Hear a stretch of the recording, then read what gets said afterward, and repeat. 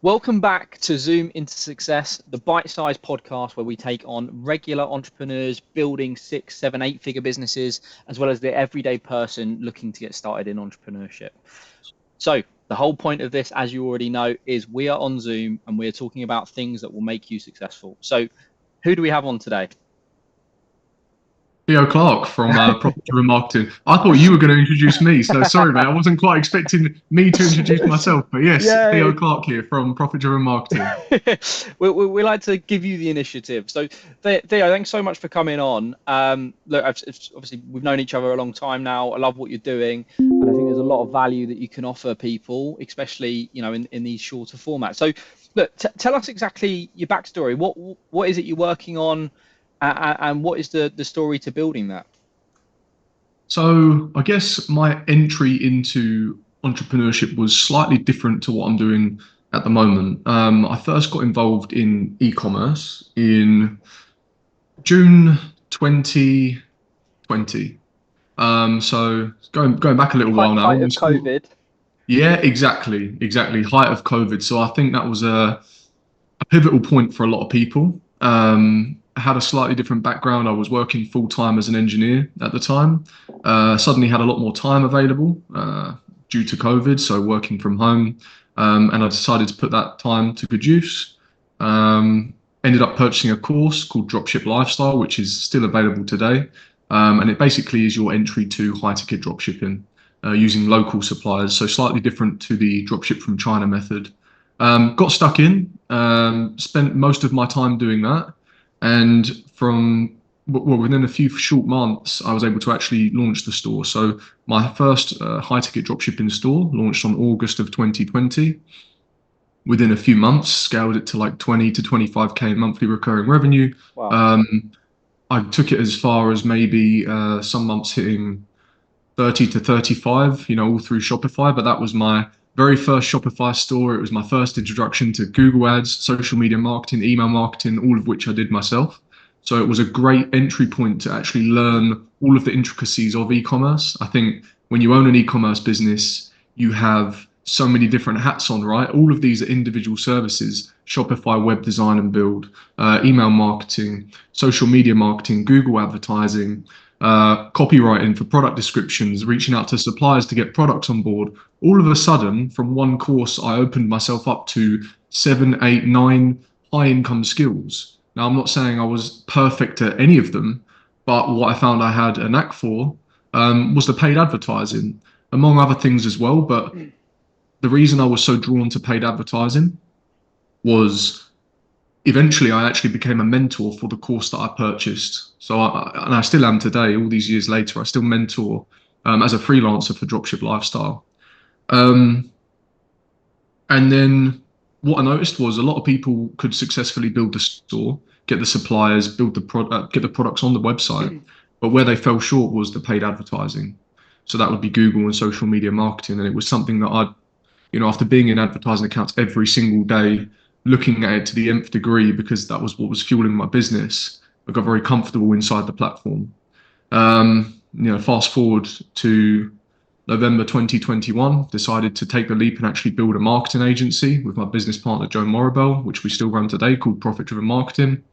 And it wasn't until December of 2022 when I actually sold the e-commerce business that I'd started in August 2020. So launched it in August 2020, run it for 2 years, scaled it, exited it in December, and then just focused full time on the agency. So that's the journey So that got me to where I am it's today. it's an incredible journey, and obviously it's landed with you in Dubai, and we'll come on to that. And look, I think drop shipping is, I think when people talk about like side hustles, they don't actually sometimes realize the amount of skills that you can gain from just getting your feet wet and getting stuck in, like as Mm. you said, nine high income skills. Like, and you were saying that you weren't great at all of them. You must have been pretty good at it, doing 30 to 40K revenue at times and then exiting the business, right? I mean, that's a huge feat, and obviously congratulations on that because it's landed to where you are Yeah. today. It opened your eyes as well to some of the challenges that dropshippers have, which is why you've sort of, you've built your digital marketing agency. So it's a fantastic feat, and obviously, you know, you took that initiative, and I think that's always the first step, is taking that step when you Mm. can. Obviously, maybe a little bit easier during COVID because we all had enough time, but it's definitely something that you can do alongside a 9 to 5, right? You were doing it alongside your 9 to 5. You were able to build out of that and then sort of build a digital marketing agency. So I guess for you going into the digital marketing agency world from drop shipping, what was I guess what was the reason that you decided, you know what, I'm not that, I don't want to carry on scaling a bunch of drop shipping stores, because obviously that would have been something that you could have gone down the route. Or what was the reason that you turned your eye more to a service-based model rather than sort of a product-driven model? So the only thing you have to be careful of with dropshipping is the margins. Now, I'm not familiar with the whole dropship from China model, which, from my understanding, you can get better margins, but then Delivery you have to pay times for the can be shipping costs. huge So and I all that guess stuff, it yeah. balances out. When you're working with UK-based suppliers, in the industry I was in, which was the nursery industry, margins did vary from maybe 30 to 50%, but it was quite typical to see a sort of 30% gross margin. But what that didn't factor in was, the cost of advertising, internal costs of running the business. So where I struggled with that margin, and I think where a lot of people potentially will, is when it gets to a certain point and you're already maximizing your efforts for all the low-hanging fruit, right, where you can maintain a high ROAS. Sooner or later you need to start targeting a bit broader, which when you go broader, your cost of advertising generally increases. So from paid advertising at that point to the degree that my knowledge was, I couldn't see another way to further scale the paid advertising. Sure, there's other things I could have looked into, email marketing, SEO, things like that. Um, they're all fine. I didn't mind doing them for my own business, but it's not what I truly wanted to do. I don't want to sit there writing copy for emails, and I'm not very creative. I don't want to make them look pretty. Blog posts as well, It yeah. wouldn't look great. So, whereas paid advertising, I quite enjoyed sitting in an advertising account. And I knew there was a pain point there because it's where a lot of people struggled. So I just gravitated more towards that. I've been there, I've done it with the ecom store. Would I like to do another ecom biz? 100%. But I do have the mindset of I don't like to take my eye off the ball. I like to do one thing at a time, and I Yeah. like to give it absolutely everything. Now, we're getting to the point now that we're building a very, very strong team, and we're systemizing a lot of our internal processes. So I do have a bit more time now, more than I ever have. But now I've started a podcast and other things. So ecom, would love to go back in it. I don't think you ever lose those skills. And the benefit I have of working with ecom businesses is I can remain relevant. I know what's up and coming. I know what's going on. So the skills are there. I'm sure one day I'll pick up the toolkit again, but we'll see. Yeah, I mean, like you're in a good position, right? Because you work with these e-commerce. Because usually, what we see is that people do drop shipping, and then maybe they exit a business, but then go and do something completely far left, right? They go in the property avenue, like something completely different and completely out of touch. And that's usually where we see mentors fail, is that they're not like encapsulated in it. Whereas you are, like, you're running, you know, e-commerce ads, or like the whole digital marketing agency stuff specifically for e-commerce brands, right? That's your like USP, is that you target these guys and you work with some huge brands, that keeps you very much encapsulated in that whole, that whole realm. So Mm. I guess with the digital marketing agency, how did you find, because I often when I talk to people suggest that it's probably quite tough to get started alongside a 9 to 5, because I can imagine that when you started, right, you were in those roles, you obviously had a dropshipping business as well, but the problem that I see from a service perspective is that if you're doing it alongside a 9 to 5, you can't really contact your customers during the time that they're working, and I would imagine that's like a huge pain point for any marketing agency or any agency that's coming about consulting, whatever it is, right? Mm. Because if I'm paying you for a service, I want to contact you in the hours that I'm working, not the hours that you're working. How did you sort of overcome some of those challenges? Well, I was pretty. I mean, I probably didn't do the most sensible thing. I quit my job before my ecom business had even got one sale. Oh wow. So I decided when they called me back to say, it's time to come back into the office. I was just getting my suppliers on board. I'd uploaded all the products, and at that point, I made the decision of if I truly want to make this work, I need to give it everything, and I'm going to make sure I make it work. I've got no other option but to make it work. So that was my approach, not one I would Yeah. give everyone else, but I guess I didn't have the issue of not being able to contact people because in the end I built a self-sufficient high-ticket dropshipping store that was practically automated, and the processes that weren't automated, I had a VA managing for me, like customer support and order Yeah. processing. So that's the beauty of ecom, right? You can actually build a business that is self-sufficient. So Gives yeah, you I that kind of time got around that freedom, right? hurdle. It gives you that time freedom, I think, that e-commerce does that other businesses don't. And I imagine, obviously, now you've gotten to the point where your digital marketing agency, you have a team that does a lot of the processes, a lot of stuff is systemized, but Mm, so you don't have as much of the challenge now. But obviously, when you started that, it was very heavy. You didn't have that time freedom that e-commerce gives you. But obviously, you've now gone on to build, yeah, a hugely successful agency. You've just moved out to Dubai. mm, And you're starting to scale. And I really like one of the points that you mentioned a bit earlier on was around like focusing on one thing. I think, what a lot of, starting entrepreneurs do, because obviously a lot of people aged up during COVID. Maybe that was their first experience into entrepreneurship. I know it was for me and for you by the sounds of it as well. But you've also got like the Gen Z that were coming up and then started to age up and now, grew up during TikTok, seeing all of these people making money online and sort of have started to have, I can't remember, is it shiny red car syndrome or something like that? So they see one thing, 30 days later they've seen something else and they're moving on to it. It was at one point faceless YouTube channels, faceless TikTok channels now. It's all these different types of things and people move from one thing to the next. And I think, as you said, right, the core thing that you need to do is focus on one thing and then be consistent doing it, because otherwise, mm. you're pretty much destined to fail, right? So in terms of, building that consistency, what would you define as consistency for somebody getting started? Because I personally think what a lot of people seem to think consistency is, you've got to get up at 5 a.m. in the morning, you've got to work 10 hours a day, which sometimes isn't achievable with 9 to 5. Like for me, it's setting what your barriers are. Maybe that's 2 hours of work in the evening. That is what you need to do consistently. Do that. Maybe that's a couple of days a week. Maybe that's every day a week. Like you need to define what your level of consistency is. Being consistent, yeah, is getting up at the same time every day and doing what you need to do to the best of your ability. That's being consistent and not just going, oh, I can just do that tomorrow. Sure, you can just do that tomorrow, but how many times are you going to say, I'll just do that tomorrow? Like you need to keep yourself accountable. And I think that's where a lot of people fall short. Fortunately, it's not something I've ever struggled with, so I can't really give too much advice to that, but remind yourself of what you want. And the only way you're going to get there is by doing what you need to do. So if you keep delaying what you need to do, you're going to delay getting what you want. Yeah, exactly. I think that's where the, goal setting comes in massively. I think if you've got a very clear, like, northern star of what you're working towards, it's so much easier to stay motivated and stay consistent. Because I think a lot of the problem is that, people see it on TikTok, oh, you got around £10,000 a month. So they just say, oh, I'm going to earn £10,000 a month. But in theory, that probably isn't what their first goal should be. Their first goal should be they need to define it specifically and actually, target something specific so you know what you're working towards. So for me personally, with Meant to Me, like our first goal is to cover our fixed costs. So whatever that value is, that's our first goal. It's not to make sort of tens of millions of pounds, as much as that's like a longer goal.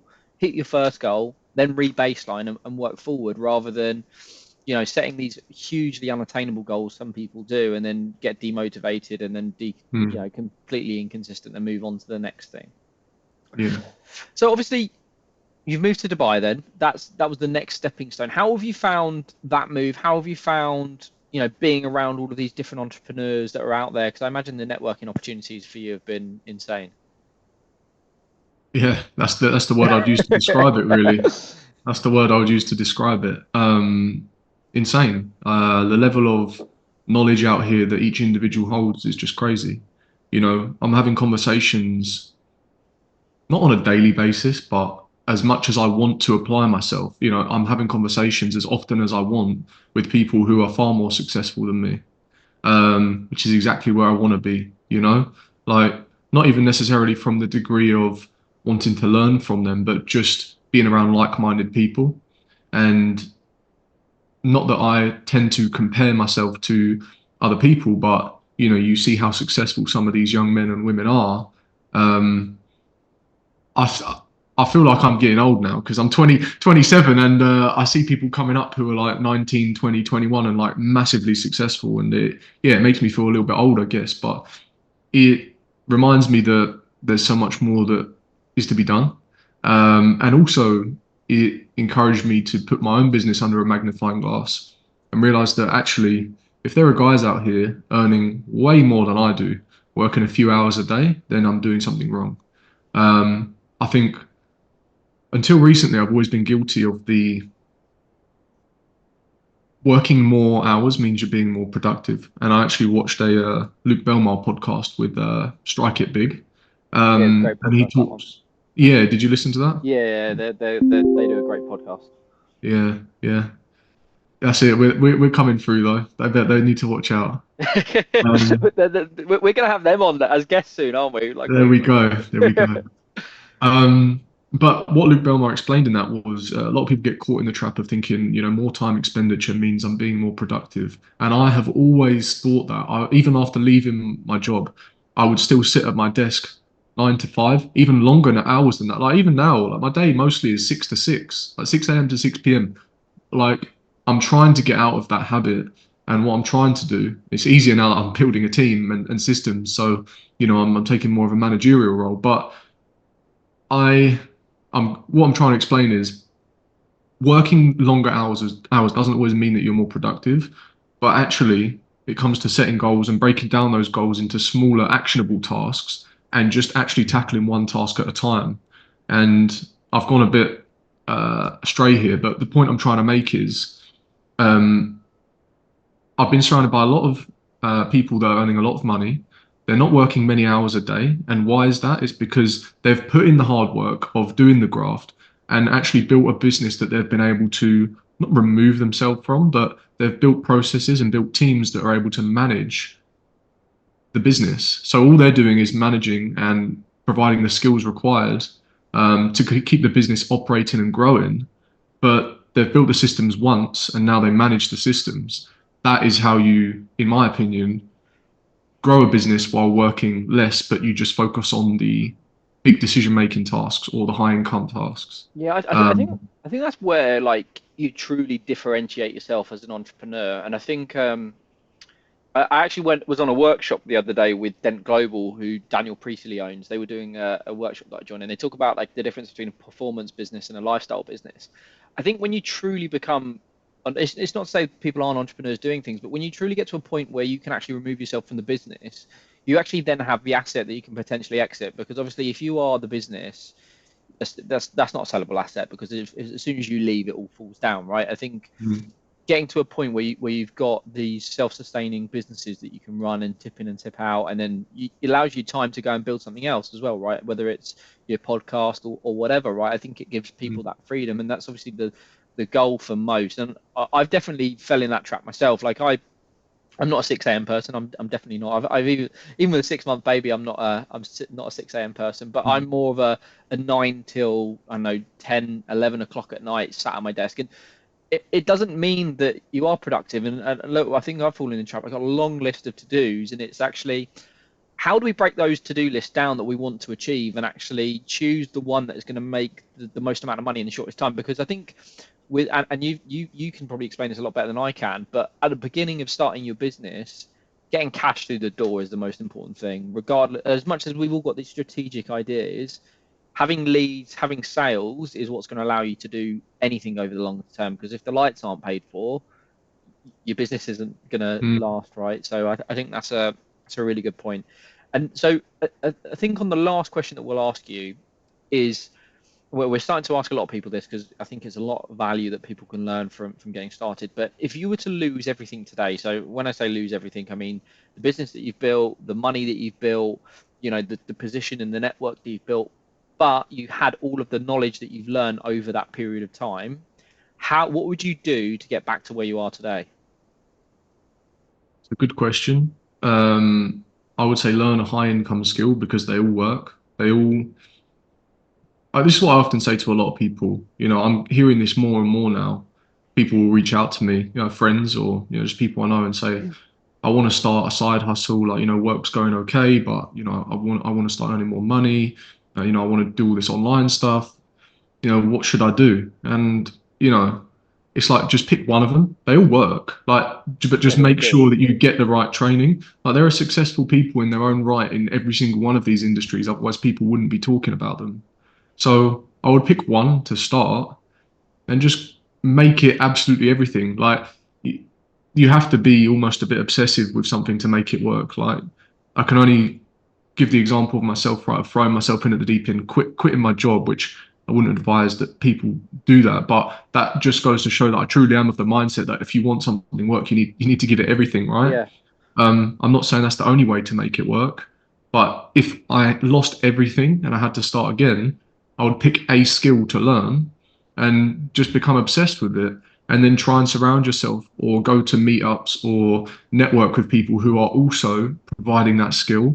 Maybe even just like, I mean, you could potentially approach them and just say that I'm learning X, Y, and Z. I really look up to you in the space. I can see what you're doing. I can see, the opportunity there. Are you available for mentoring? Or is it possible that I can almost maybe even be an apprentice, right? Like just get your foot in the door Yeah. somewhere to better your skills and learn from someone that's doing it. If you can't afford a course, try and identify someone that's doing it. The opportunity you have with online now is you could join so many communities, Facebook groups, Discord groups, start conversations with people. Um, but yeah, in short, I would just learn a high income skill. Whatever it be, they all they all work, they all pay the bills, but you need to be good at it to be able to then claim money from it, right? So become obsessed, learn it, and then Yeah, I agree on a lot of that, and I think it's not.